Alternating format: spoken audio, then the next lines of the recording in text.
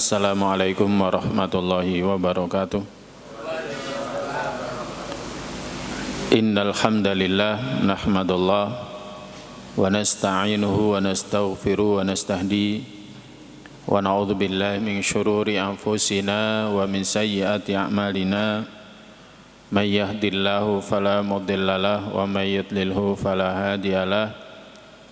Asyhadu an la ilaha illallah wahdahu la syarikalah wa asyhadu anna Muhammadan abduhu wa rasuluh la nabiyya wa la rasula ba'dah. Nusalli wa nusallim ala rasulillah wa nabiyillah Muhammad sallallahu alaihi wasallam wa ala alihi wa ashabihi wa man tabi'ahum bi ihsanin ila yaumil qiyamah. Amma ba'd, qala Allah Ta'ala fi kitabil karim, a'udzu billahi minasyaitonir rajim, ya ayyuhalladzina amanuttaqullaha haqqa tuqatih wa la tamutunna illa wa antum muslimun. Al-ayah.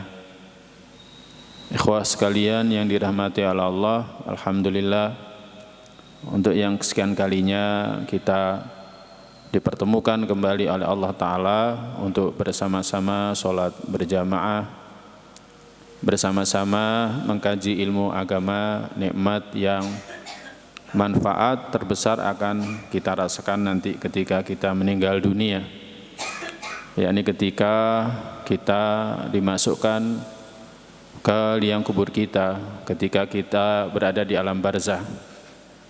Maka jalannya kita ke masjid, duduknya kita di masjid, sholatnya kita di masjid.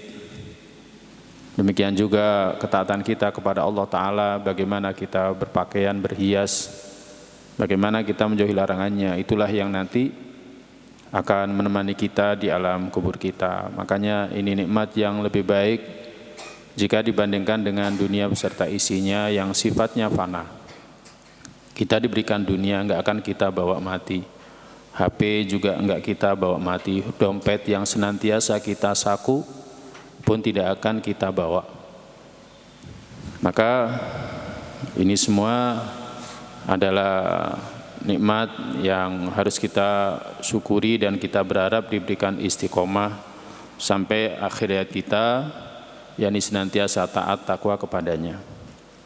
Tak lupa salawat serta salam adalah senantiasa kita sampaikan kepada junjungan kita Nabiullah Muhammad sallallahu alaihi wasallam yang mengajari kita banyak perkara, menunjukkan kita banyak perkara apa yang mesti kita lakukan dalam kehidupan dunia kita agar nanti kita tidak menyesal saat kita berada di alam barzah, di saat kita dibangkitkan pada hari kiamat di hadapan Rabb kita.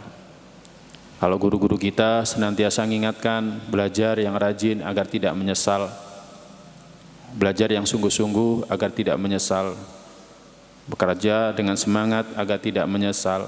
Maka Nabi kita sallallahu alaihi wasallam mengingatkan kita untuk kehidupan akhir kita yang itu jauh lebih lama. Kehidupan alam barzah itu lebih lama dari kehidupan dunia. Kita hidup di dunia mungkin 80 tahun, 90 tahun atau enggak sampai. Tapi alam barzah lama. Kakek nenek kita sudah berapa puluh tahun berada di alam barzah. Fir'aun lebih dari 2000 tahun dia tersiksa terus di alam barzah. Apalagi alam akhirat, surga neraka khalidina fiha. Para jemaah kalau membaca ayat-ayat tentang surga seringkali diakhiri dengan khalidina fiha. Ayat-ayat tentang neraka diakhiri dengan khalidina fiha, yang menunjukkan kehidupan alam akhirat itu kekal. Maka kepada beliau yang ngajar kita agar kita selamat dunia kita, adalah kita banyak sholawat dan mengikuti ajarannya, semoga kelak kita ketemu beliau di telaganya. Para jamaah yang dirahmati Allah, ikhwas sekalian yang dirahmati Allah, pembahasan kita pada malam hari ini adalah tentang at-tawakkul, yakni tentang tawakal. Kita akan muhasabah diri kita untuk tawakal. Tawakal kepada Allah adalah makom yang paling mulia. Bahkan juga kewajiban ibadah yang paling agung. Jadi ada namanya ibadah tawakal. Selain daripada kita sholat, selain daripada kita puasa, ada ibadah yang namanya tawakal. Maknanya adalah al-i'timad 'ala Allah, yakni bergantung kepada Allah. Jadi kita bergantung kepada Allah. Tidak ada yang bisa menyembuhkan kita dari sakit kita kecuali Allah. Tidak ada yang bisa memberikan kepada kita rizki kecuali Allah. Petani nggak akan bisa panen dengan berhasil, sukses, kalau bukan karena Allah yang menumbuhkan tanaman, kemudian memberikan hasil yang menyenangkan. Ya, seorang pedagang, ya tawakal kepada Allah, bergantung kepada Allah. Tidak ada yang bisa mengantarkan customer, pembeli ke lapaknya, ke marketplace-nya, kalau bukan karena Allah Ta'ala. Jadi tawakal adalah al-i'timad 'ala Allah wa thiqah bihi, dan kita percaya, kita yakin, kita percaya yakin hanya kepada Allah saja. Wa tafwidul umur ilaihi, dan menyerahkan urusan kita kepada Allah Ta'ala. Setelah kita melakukan sebab-sebab, maka kita serahkan kepada Allah. Setelah kita datang ke tabib, datang ke dokter, didiagnosa sakitnya ini, sakitnya itu, kemudian menurut keilmuan yang dimiliki dokter, kita harus melakukan ini itu, minum obat ini itu dan lain sebagainya, kemudian kita jalani, maka setelah itu hasilnya kita serahkan kepada Allah. Abdullah bin Abbas radhiyallahu ta'ala anhu mengatakan, at-tawakkul huwa thiqah billah. Tawakal itu adalah percaya kepada Allah. Percaya saja kepada Allah. Masa sih Allah nggak bisa menyembuhkan kita dari sakit kita? Wong menghidupkan orang yang mati saja bisa, apalagi hanya sekedar menyembuhkan. Nah itu artinya percaya kepada Allah. Masa sih Allah nggak bisa memberikan kepada kita rizki? Orang yang nggak menyembah kepadanya saja diberikan kelapangan rizki. Masa kita yang menyembah kepada Allah tidak diberikan kelapangan rizki? Tapi kita nggak boleh maksa kepada Allah. Sebagaimana anak kita nggak boleh maksa, anak kita minta kepada kita nggak boleh maksa. Karena kita orang tua tahu mana yang baik untuk anak kita. Allah Maha tahu apa yang baik untuk kita, nggak boleh maksa. Ya misalkan kita berdoa, ya berdoa secara sharih, secara terang jelas. Ya Allah, aku beberapa hari mimpi pengen sekali Toyota merek yang paling tinggi, misalkan kayak gitu. Saya nggak menyebutkan merek ya, nanti disangka jualan. Ya kan? Kemudian kita sebut, boleh nggak doa seperti itu? Boleh enggak? Boleh, itu doa masalah. Ya, itu doa masalah. Jadi kita minta kepada Allah, ya Allah berikan aku ya mobil ini. Jadi terus dia berdoa seperti itu. Nah, boleh, tapi kita nggak boleh maksa, karena Allah tahu mana yang lebih baik untuk kita.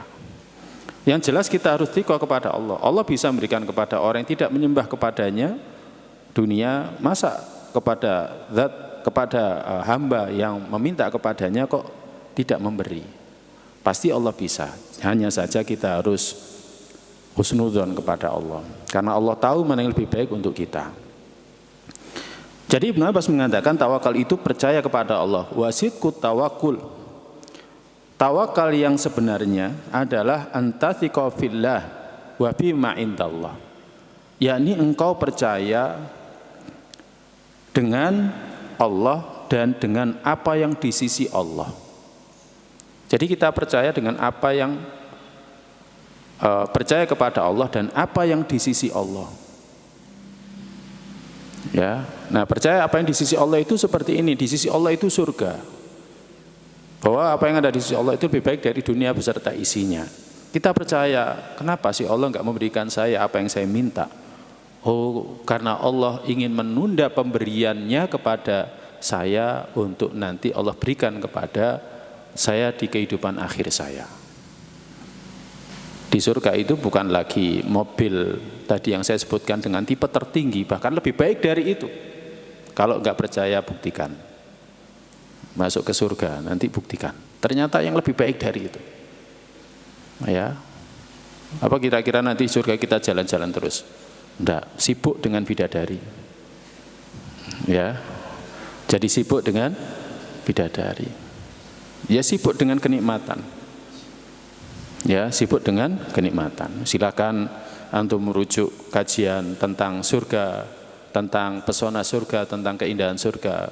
Kalau tidak salah saya dulu pernah juga membahasnya di sini ya, 2 puasa yang lalu.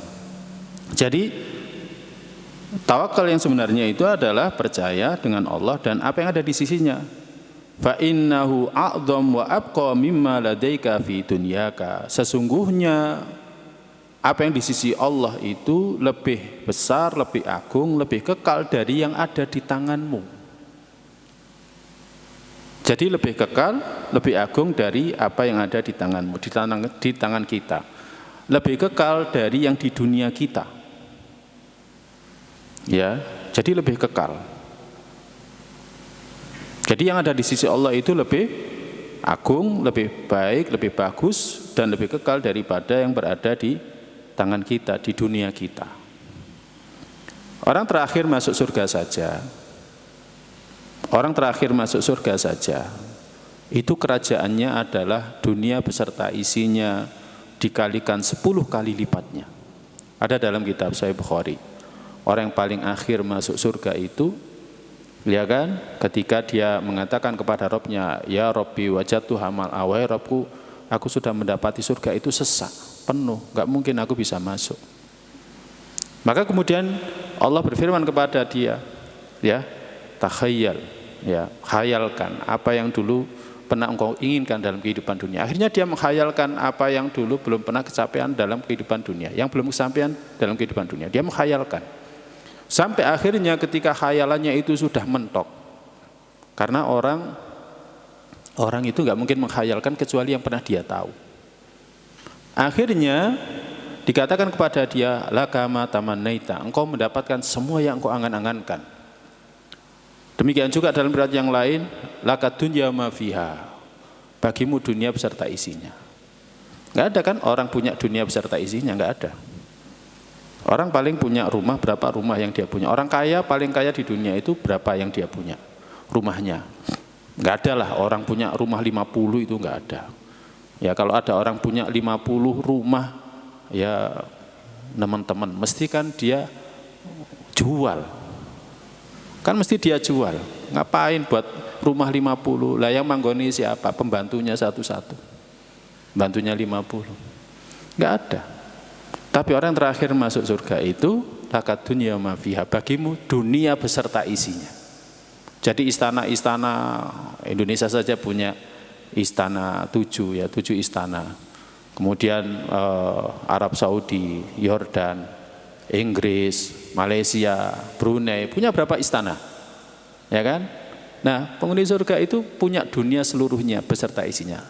Kemudian dikatakan juga kepadanya, walaka asratu amtaliyah, bagimu 10 kali lipatnya. Jadi dunia beserta isinya dikalikan 10 kali lipatnya. Itu yang terakhir masuk surga. Maka bagaimana dengan yang pertengahan masuk surga, apalagi yang pertama kali masuk surga. Makanya orang yang tawakal itu, maka dia lebih percaya dengan yang ada di sisi Allah, lebih percaya kepada Allah Ta'ala. Ibnu Rajab mengatakan sidqu i'timadil qalbi, yakni ketergantungan hati yang benar kepada Allah, bistijlabil masalih wa daf'il madar, untuk mendapatkan maslahat, menjauhkan dari mudarat, apakah urusan dunia ataukah urusan akhirat. Urusan dunia barusan kita sampaikan, urusan akhirat sama. Kita ini nggak mungkin masuk surga kalau tidak ditolong oleh Allah Ta'ala. Maka nggak boleh seorang itu merasa aman dengan amalnya. Oh, saya sudah haji sekian kali, saya sudah umroh sekian kali, saya senantiasa jaga sholat jamaah saya sudah khatamkan Al-Quran sekian, saya yakin saya masuk surga. Nggak ada yang jamin.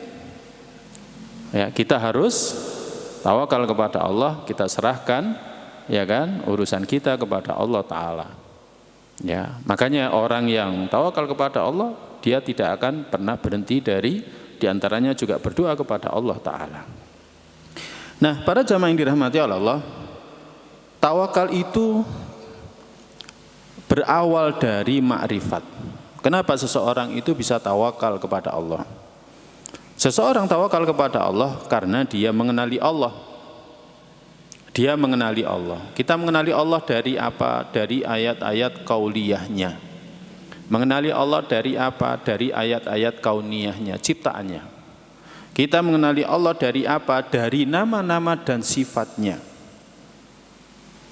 Dari nama-nama dan sifatnya. Makanya mempelajari nama dan sifat Allah, ya, asma dan sifat Allah itu di antara ilmu yang paling agung karena mengilmui zat yang maha agung.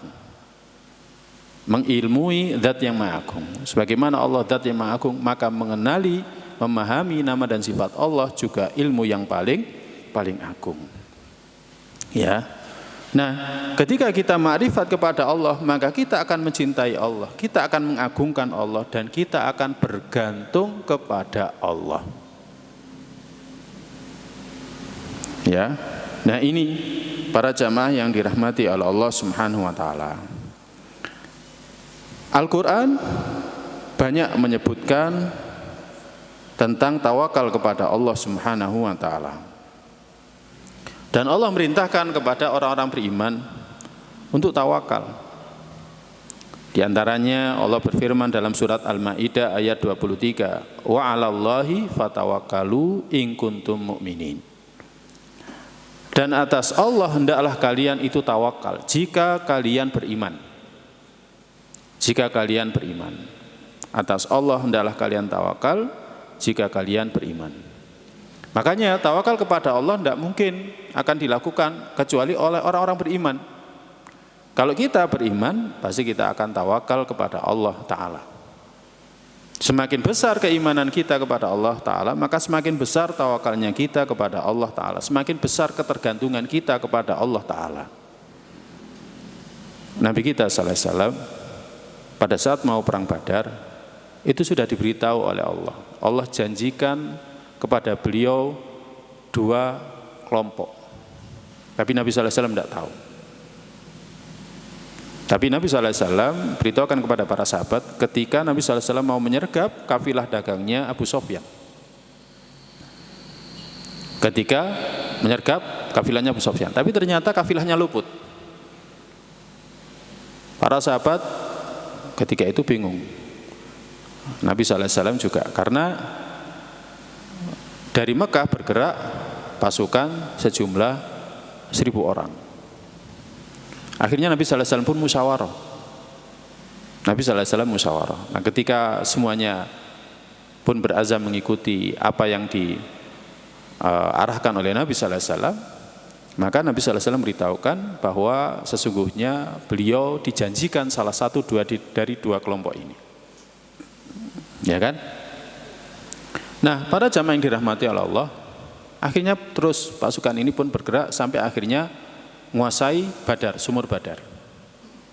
Ya, sebagaimana masukan dari para sahabat, akhirnya sumur Badar diletakkan di tengah, di belakang pasukan mereka. Jadi sumur Badar dikuasai oleh kaum muslimin. Ini siasat. Kemudian pada saat peperangan, pertama kali perangan berkecamuk, Nabi sallallahu alaihi wasallam masih sibuk doa. Nabi sallallahu alaihi wasallam masih sibuk doa. Padahal perang sudah berkecamuk, Nabi sallallahu alaihi wasallam masih sibuk doa. Ya, doanya Nabi berdoa, Allahumma ajizni ma wa'atani, Allahumma atini ma wa'atani, Allahumma in tuhlika hadhil isabati la tu'batu fil ardi, in tuhlika hadhil al isabata la tu'batu fil ardi. Wahai Rabbku, tunaikanlah apa yang telah Engkau janjikan kepadaku. Datakan apa yang telah Engkau janjikan kepadaku. Jika kelompok ini binasa, Engkau tidak akan disembah di muka bumi. Doa itu diulang-ulang oleh Nabi sallallahu alaihi wasallam sampai Abu Bakar pun yang berada di sisinya menemani Nabi sallallahu alaihi wasallam berdoa, ya kan, mengatakan kafaka munajataka rabbaka. Sudah cukup wahai Rasulullah munajat Anda kepada Rabb Anda.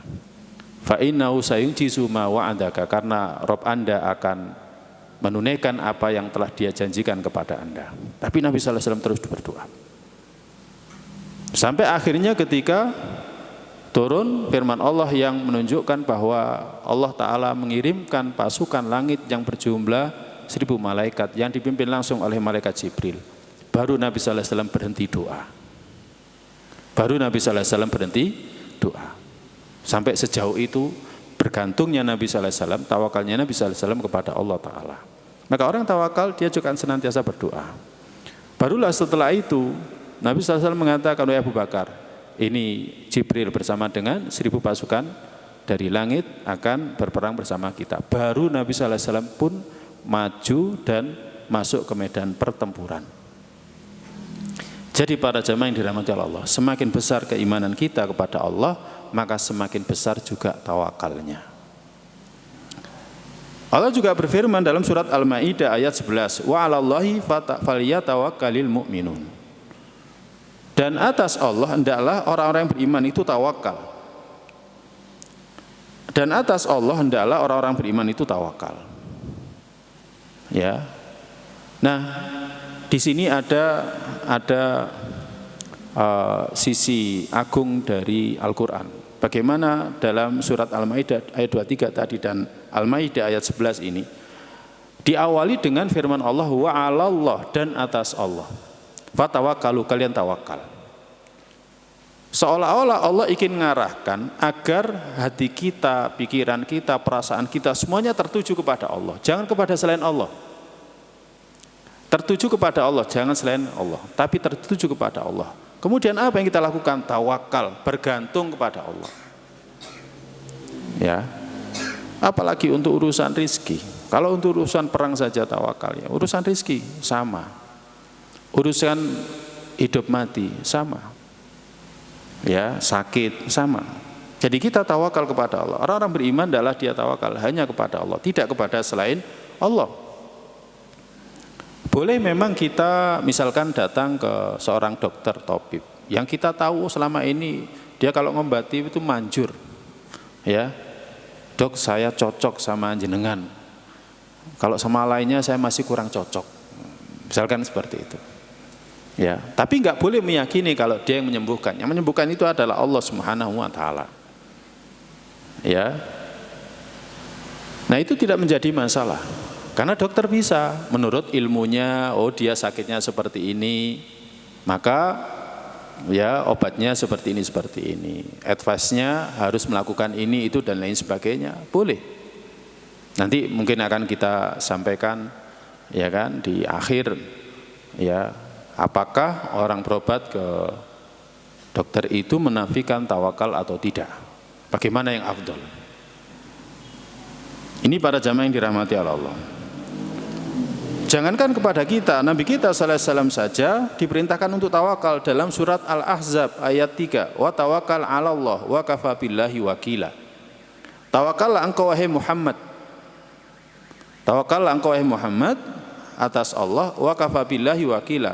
Cukup bagi Allah wakil. Ya, jadi kalau Allah saja yang jadi wakil sudah cukup, enggak usah yang lainnya, cukup. Allah Maha Besar, Allah Maha Kaya, Allah Maha Agung, Allah Maha Pemberi rizki. Udah kepada Allah saja. Mau urusan keluarga, tawakal saja kepada Allah. Tapi harus melakukan sebab-sebab agar keluarga bahagia, maka anaknya dididik dengan pendidikan agama. Ya kan? Agar keluarga bahagia, maka istrinya dididik dengan pendidikan agama. Cari rizki yang halal, jangan sampai dicarikan rizki yang haram untuk mereka, maka kita akan mendapatkan kebahagiaan. Yang memberikan kebahagiaan siapa? Allah. Yang memberikan kebahagiaan itu Allah, bukan perbuatan kita, tapi Allah Ta'ala yang memberikan kepada kita kebahagiaan.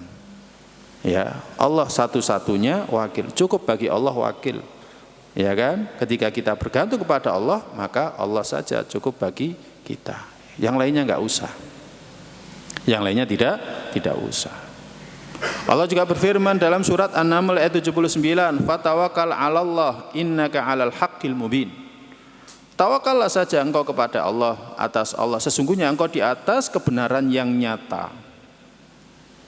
As-Sa'di berkata, "I'tamid 'ala rabbika fi jalbil masalih wa daf'il mudar." Bergantunglah engkau Muhammad atas Rabbmu dalam mendatangkan maslahat dan menjauhkan mudarat. fi tablighi risalah, dalam menyampaikan risalah, wa iqamatiddin, menegakkan agama, wa jihadil a'da, dan dalam memerangi musuh. Tawakal kepada Allah. Para jamaah yang dirahmati Allah, kalau kita membaca sirahnya Nabi sallallahu alaihi wasallam, pasti akal kita, logika kita nggak akan pernah nutut. Nggak akan pernah nutut. Nabi sallallahu alaihi wasallam sendiri, ya kan, melawan kemusyrikan yang sudah mengakar ketika itu. Kesyirikan sudah mengakar di Mekah, bahkan Jazirah Arab. Nggak mungkin kalau nggak ditolong oleh Allah. Jadi nggak mungkin kalau tidak ditolong oleh Allah. Nabi sallallahu alaihi wasallam sendirian, ya, sudah ngakar. Sekiranya misalkan dakwanya Nabi sallallahu alaihi wasallam, ya, dimulai dari yang pinggir-pinggir, samping-samping, tentu lebih mudah. Tapi ini langsung mulai dari pusatnya kesyirikan. Pusatnya kesyirikan itu kan di Mekah. Dan orang-orang Jazirah Arab kiblatnya itu di Mekah. Makanya ketika kaum muslimin belum menguasai Mekah, belum Fathu Mekah, banyak orang Arab itu yang masih nunggu-nunggu nanti. Ini sakjane sing bener mana ini? Antara orang yang mempertahankan berhala-berhala mereka dengan orang yang ngaku sebagai seorang nabi yang menolak dan akan menghancurkan kesyirikan yang berada di sana. Tapi ketika Fathu Mekah terjadi, akhirnya mereka berbondong-bondong masuk ke dalam Islam. Wa ra'aitan nasa yadkhuluna fi dinillahi afwaja. Nah, jadi Nabi sallallahu alaihi wasallam langsung berdakwah di jantungnya kesyirikan ketika itu. Makanya nggak mungkin kalau nggak ditolong oleh Allah. Ya, kalau nggak ditolong oleh Allah, fatawakkal 'ala Allah. Tawakallah engkau kepada Allah, karena sesungguhnya engkau berada di atas kebenaran yang nyata. Ya. Makanya kalau urusan mencari rizki saja kita harus tawakal kepada Allah. Urusan sehat kita harus tawakal kepada Allah. Sama dalam rangka menegakkan, ya, agama ini, meninggikan kalimat Allah, kita juga harus tawakal kepada Allah. Ya, kita mau ngajak keluarga kita untuk ngaji, ya, mau ngajak keluarga kita untuk ngaji, nggak bisa 100% hanya mengandalkan ajakan kita, dakwah kita. Ayo Bu ngaji, ayo Pak ngaji, ya kan? Nggak bisa. Kita nggak bisa memberikan hidayah kepada orang kita kehendaki, nggak bisa. Ngajak anak kita untuk ngaji, nggak bisa. Kalau nggak dapat tolong oleh Allah, kalau nggak dapat pertolongan dari Allah Ta'ala, nggak bisa. Makanya pentingnya diiringi dengan doa, ya kan? Karena hanya Allah yang bisa memberikan petunjuk kepada mereka, ya. Berikan petunjuk kepada mereka untuk sholat berjamaah, mau ngaji, ya kan? Mau mencari ilmu agama, baca Al-Quran, nggak bisa. Makanya dalam berdakwah pun kita juga harus tawakal kepada Allah. Ya, saya nggak bisa merubah anak saya kalau enggak Allah yang menghendakinya. Makanya kita melakukan sebab-sebab, tetapi kita serahkan sepenuhnya kepada Allah Ta'ala. Perkara hidayah, ya kan, taufik agar yang kita dakwah, yang kita ajak adalah ke atas kebenaran itu, dia mengikuti kebenaran itu, maka kita serahkan kepada Allah Ta'ala. Nah, para jamaah yang dirahmati Allah Subhanahu wa Ta'ala, kemudian tawakal yang sebenarnya itu tidak menafikan usaha.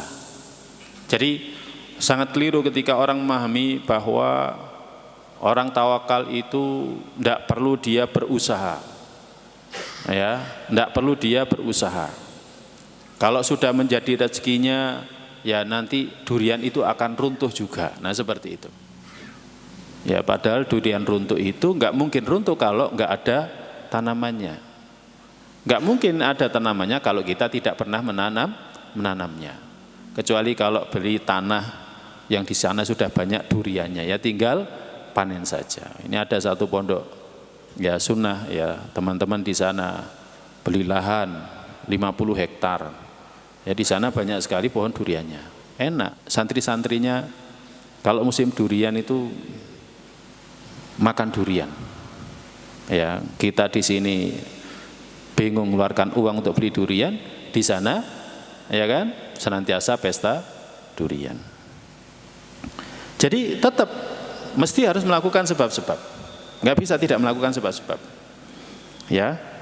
Tawakal yang sebenarnya atas Allah Ta'ala adalah kita bergantung kepada Allah Ta'ala. Tadi, tafwidul umur kulliha ilaih, yakni kita menyerahkan semua perkara kepada Allah Ta'ala. Li'annahul kafil, karena Allah yang nanggung semua perkara semua perkara hamba. Jadi yang nanggung, yang ngurusi perkara hamba itu semuanya adalah Allah Ta'ala. Allah yang maha kuasa atas segala sesuatu. Tetapi walaupun demikian, ma'asai fil asbab, hendaklah kita melakukan sebab-sebab yang Allah perintahkan kita untuk menjalaninya. Ya, yang Allah perintahkan kita untuk menjalaninya sebagaimana ada pada umumnya. Orang pengen kenyang, ya harus makan. Orang pengen kenyang nggak harus makan. Nggak ada ceritanya orang pengen kenyang, kalau Allah menakdirkan saya kenyang, maka saya akan kenyang. Akhirnya doa terus, ya Allah jadikan aku orang yang kenyang, tapi nggak pernah makan. Kira-kira kenyang atau enggak? Enggak kenyang, ya kan? Maka dia harus makan. Ya, dia harus makan. Dan untuk makan, dia harus mencari makanan. Agar dia punya makanan, maka dia harus tanam tanaman. Atau kalau nggak bisa tanam tanaman, ya kerja apapun, kemudian dapat uang, kemudian beri makanan. Kan seperti itu. Orang kedinginan, ya kan, tidak cukup dengan tawakal kepada Allah Ta'ala. Ya Allah berikanlah aku kehangatan. Tapi nggak pernah ya melakukan usaha mencari selimut untuk menghangatkan tubuhnya misalkan, dan lain sebagainya. Tidak bisa. Ya, tidak bisa. Pengen keturunan, ya Allah berikanlah aku keturunan yang salih. Tapi nggak mau nikah, ya nggak dapat keturunan. Ya, nggak dapat keturunan. Jadi orang kalau ingin punya anak, ya harus nikah. Ya, nah ini para jamaah yang dirahmati Allah SWT. Ini semuanya menunjukkan bahwa antara tawakal dengan usaha itu tidak ta'arud, tidak bertentangan. Jadi tidak bertentangan. Bahkan seorang muslim diperintahkan untuk tawakal dan melakukan sebab yang disyariatkan. Di antaranya Allah berfirman dalam surat Al-Mulk ayat 15, "Walladzi ja'ala lakumul arda dhalulan famshu fi manakibiha." Dialah Allah yang telah menjadikan untuk kalian bumi itu dhalulan, ya, tunduk. Famshu fi manakibiha, maka berjalanlah kalian di pundaknya. Maksudnya hendaklah kalian mencari rizki yang berada di atasnya, sebagaimana bumi telah ditundukkan. Menunjukkannya bagaimana diantaranya Allah pasang gunung sebagai pasak sehingga manusia itu bisa tenang berada di atasnya. Ya, kalau misalkan nggak ada gunung, akhirnya terjadi gempa terus, maka bagaimana kita bisa hidup? Mau tanam gempa, ya kan? Kemudian mau mancing gempa, akhirnya nggak dapat ikan. Ya, mau ngambil ikan yang berada di tambak gempa, akhirnya nggak akan pernah tenang kita. Ya, Allah juga berfirman dalam surat An-Nisa ayat 71, ya ayyuhalladzina amanu khudhu khidrakum. Wahai orang yang beriman, ambillah oleh kalian senjata kalian. Ya, ingin menang dari musuh tapi nggak mau perang, nggak mungkin. Jangan seperti orang Bani Israel. Ya, dijanjikan tanah setelah mereka bisa lepas dari penindasan Fir'aun, tapi syaratnya harus perang. Nggak mau betul. Sampai-sampai mengatakan, fadhhab anta wa rabbuka faqatila inna hahuna qaidun. Weh Musa, kamu saja yang perang sama Rabbmu. Kita di sini nunggu. Nanti kalau menang kami baru akan masuk. Itu pikirannya orang Bani Israel. Ya, makanya kalau kita pinginnya enak, nggak melakukan apa-apa, ya itu seperti Bani Israel. Ya, ini para jamaah yang dirahmati Allah. Allah juga berfirman dalam surat Al-Anfal ayat 60, wa'aitu lahum mastata'tum. Dan persiapkanlah oleh kalian dalam rangka menghadapi mereka mastata'tum min quwwatin. Apa yang kalian mampu dari kekuatan, wa min ribatil khail, dan dari binatang-binatang tunggangan. Untuk menghadapi musuh harus mempersiapkan diri semampunya, ya, mempersiapkan diri semampunya. Kemudian diiringi tawakal, pasti Allah akan berikan kemenangan.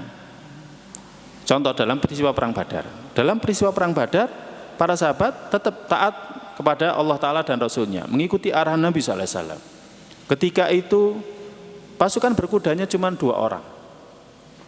Kemudian untanya juga sedikit. Nabi SAW juga bergantian ketika mau perang Badar itu dengan sahabat. Jadi 1 unta ditunggangi 3 orang. Tapi nggak mungkin 3 orang naik unta. Tapi ya gantian. Nabi SAW sama dengan yang lainnya juga gantian naik unta. Ya kan? Nah, itu adalah persiapan, menyiapkan kekuatan menghadapi musuh. Tapi urusan hasil diserahkan kepada Allah. Hasilnya apa? Allah berikan kemenangan. Hasilnya apa? Allah berikan kemenangan. Sama juga dengan peristiwa perang Khandaq. Ya kan? Apa persiapan yang mereka lakukan, yang dilakukan oleh orang-orang beriman, Nabi SAW dan para sahabat? Buat Khandaq, buat parit yang menutupi pintu utara, sehingga musuh nggak bisa masuk sama sekali ke kota Madinah. Ketika itu pengen menghancurkan Madinah sampai ke akar-akarnya, mereka tertahan.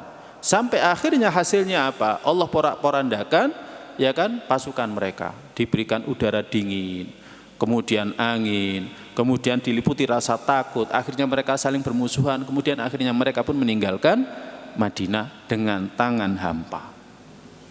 Jadi ada ikhtiar, walaupun ikhtiarnya itu, ya kan, kalau dilakukan belum tentu juga menghasilkan. Tapi yang penting kita lakukan adalah ikhtiar dengan sungguh-sungguh. Jadi ikhtiarnya dengan sungguh-sungguh. Niscaya Allah Subhanahu wa taala pasti akan berikan hasilnya. Ini para jamaah yang dirahmati oleh Allah Subhanahu wa taala. Untuk urusan hasil kita serahkan kepada Allah taala.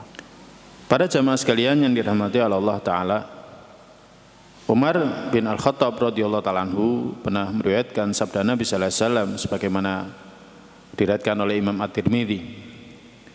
Nabi pernah bersabda, "Lau annakum tatawakkaluna 'alallahi haqqa tawakkuli." Sekiranya kalian tawakal atas Allah dengan sebenar-benarnya tawakal. La razaqakum kama yarzuqut tayru taghdu khimasa wa taruhu bitana. La razaqakum, Allah benar-benar akan memberikan rizki kepada kalian sebagaimana Allah memberikan rizki kepada burung. Taghdu khimasa, burung-burung itu pergi di pagi hari dalam keadaan perutnya lapar, wa taruhu bitana, dan kembali di sore hari dalam keadaan perutnya kenyang dengan makanan.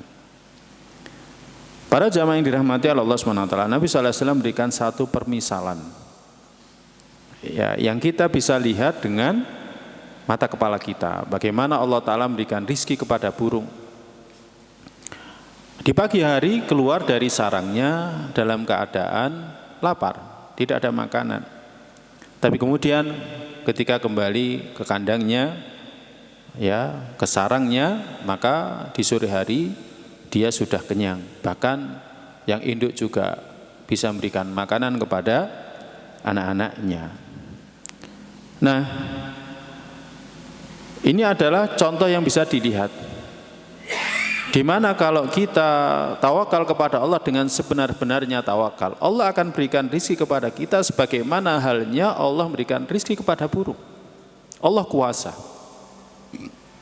Allah kuasa. Dan yang harus kita juga pahami dari hadis ini, sebagaimana dikatakan oleh Imam Ahmad, justru dalam hadis ini dijelaskan bahwa tawakal itu harus diiringi dengan usaha. Karena burung itu tidak kenyang kecuali dengan keluar dari sarangnya. Maka kalau kita ingin dapat rizki, kita juga harus keluar dari rumah kita. Bukan berdiam diri di rumah, tapi harus keluar dari rumah kita. Ya, tapi ada orang yang mengatakan, saya keluar tapi nggak dapat rezeki. Yang keluar saja, nggak datang ke pasar. Misalkan Abdurrahman bin Auf radhiyallahu ta'ala anhu ketika dia hijrah dari Mekah ke Madinah, dia tinggalkan seluruh hartanya. Dia nggak punya apa-apa. Para sahabat radhiyallahu ta'ala anhum ketika hijrah dari Mekah ke Madinah, mereka enggak punya apa-apa. Harta mereka dijarah semua. Mereka hanya ingin menyelamatkan agama mereka. Abdurrahman bin Auf dipersaudarakan dengan sahabat Ansor yang sesuai dengan kedudukannya, yang sekufu, sama-sama kaya. Tapi ketika ditawari hartanya, dia mengatakan, enggak, tunjukkan kepada saya pasar. Pasarnya di mana? Oh, di sana. Akhirnya dia memulai kembali usahanya dari nol. Sampai akhirnya dia pun menjadi orang yang kaya. Jadi bukan hanya sekedar keluar dari rumahnya, tapi enggak melakukan usaha.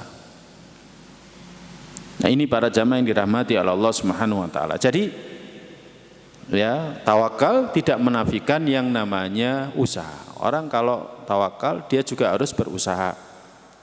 Jadi dia harus berusaha. Sebagaimana halnya disebutkan dalam hadis Umar bin Al-Khattab radhiyallahu anhu di sini, bahwa burung itu keluar dari sarangnya mencari makanan sampai akhirnya Allah berikan kepada dia makanan. Ketika dia kembali ke sarangnya dalam keadaan sudah kenyang. Ibnu Rajab rahimahullah ta'ala mengatakan dalam kitab Jami' al-Ulum wal Hikam, hadis ini adalah aslun fit tawakkul. Hadis ini adalah asal tawakal. Asal tawakal itu ya dari hadis ini. Ya, asal tawakal dari hadis ini. At-Tibi mengatakan, sabda Nabi sallallahu alaihi wasallam, sekiranya kalian tawakal kepada Allah haqqa tawakkuli, sebenar-benarnya tawakal. Apa itu makna sebenar-benarnya tawakal? Yakni tahu dengan yakin bahwa yang bisa melakukan itu hanya Allah. Yang bisa melakukan itu hanya Allah. Yang bisa memberikan rezeki kepada burung itu hanya Allah. Apalagi kita yang tugasnya itu ibadah. Tugas kita ibadah. Sebagaimana Allah berfirman dalam surat Adz-Dzariyat, "Wa ma khalaqtul jinna wal insa illa liya'budun." Tidaklah aku ciptakan jin dan manusia kecuali untuk ibadah. Dan kita harus tahu kelanjutan ayat itu apa. Ma uridu minhum min rizkin wa ma uridu minhum ayyut'imun. Aku tidak mengharapkan dari mereka rizki dan aku tidak mengharapkan dari mereka memberiku makan. Artinya apa? Para jamaah yang dirahmati Allah, masalah rizki itu sudah ditanggung. Kalau burung saja rizkinya ditanggung oleh Allah, apalagi manusia yang tugasnya itu ibadah. Sudah ditanggung rezeki kita. Jadi sudah ditanggung rezeki kita. Makanya kita harus yakin, ya. Jadi kita harus yakin bahwa Allah bisa melakukan itu. Bahwa setiap yang ada, ya kan, rizkinya sudah disiapkan, ya kan? Atau apakah yang ada itu diberi ataukah ditahan, hidup dan mati, kaya dan miskin, semuanya berada di tangan Allah Ta'ala. Ya, kita yakin itu. Kita nanti jadikan kaya atau miskin itu sudah ditetapkan oleh Allah Ta'ala. Rezeki kita nanti lapang atau sempit itu sudah ditetapkan oleh Allah Ta'ala. Kita sehat atau sakit sudah ditetapkan oleh Allah Ta'ala. Ya kan? Kita tawakal kepada Allah, yakin itu semuanya. Pasti Allah akan berikan kita rizki sebagaimana halnya Allah berikan kepada burung yang keluar dari sarangnya di pagi hari dalam keadaan lapar, kemudian kembali di sore hari dalam keadaan kenyang. Al-Munawi juga menyebutkan yang sama, ya, bahwa kita yakin, kita tahu dengan keyakinan bahwa Allah bisa melakukan itu. Allah bisa melakukan itu. Jadi memberikan kita rizki, memberikan kita sembuh, memberikan kita sehat, memberikan kita sukses dan lain sebagainya. Pasti Allah akan berikan kepada kita rizkinya. Adapun yang Allah Ta'ala berikan kepada kita lebih atau enggak, itu semuanya sesuai dengan hikmahnya Allah. Allah alim, Allah hakim, Allah maha tahu, Allah maha bijaksana. Sesuai dengan ilmu Allah, sesuai dengan hikmah Allah. Ya, kita enggak boleh protes kepada Allah. Ya, ada orang kembar, tapi rezekinya beda. Ada orang kembar, rezekinya beda. Apalagi yang tidak kembar, ya minta rezekinya sama, enggak mungkin. Ya kan, orang tuanya, ya kan, orang tuanya sepasang, ya kan, tapi anaknya jadinya beda-beda. Ya, ada yang kaya, ada yang miskin, ya kan, dan lain sebagainya. Tapi yang jelas rezeki kita semuanya ditanggung oleh Allah dan kita punya kewajiban untuk yakin. Kita punya kewajiban untuk yakin. Nah, Imam Ibnul Qayyim dalam kitab Zadul Ma'ad mengatakan, "Fala tatimmu haqiqatut tauhid illa bi mubasyaratil asbab." Hakikat tauhid itu tidak akan sempurna kecuali dengan melakukan sebab yang telah Allah tetapkan. Ya. Jadi hakikat tauhid, yakni dalam realisasi tawakal ini nggak mungkin kecuali dengan melakukan sebab.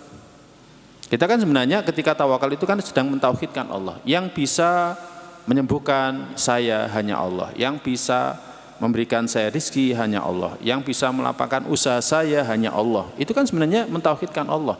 Tapi tauhid itu tidak akan sempurna kecuali dengan melakukan sebab. Agar rezekinya lapang, maka saya harus usaha. Saya harus rencanakan dengan sebaik-baiknya. Saya harus merencanakan dengan sungguh-sungguh. Makanya orang beriman nggak pernah melakukannya nggak sungguh-sungguh. Nabi kita sallallahu alaihi wasallam ketika mau perang Uhud itu perencanaannya matang. Bahkan perencanaan Nabi sallallahu alaihi wasallam ketika membagi pasukan, ya kan, di posisinya masing-masing itu menunjukkan kejeniusannya Nabi sallallahu alaihi wasallam sebagai seorang panglima perang. Bagaimana tidak? Ketika berada di Uhud, Nabi sallallahu alaihi wasallam langsung bagi.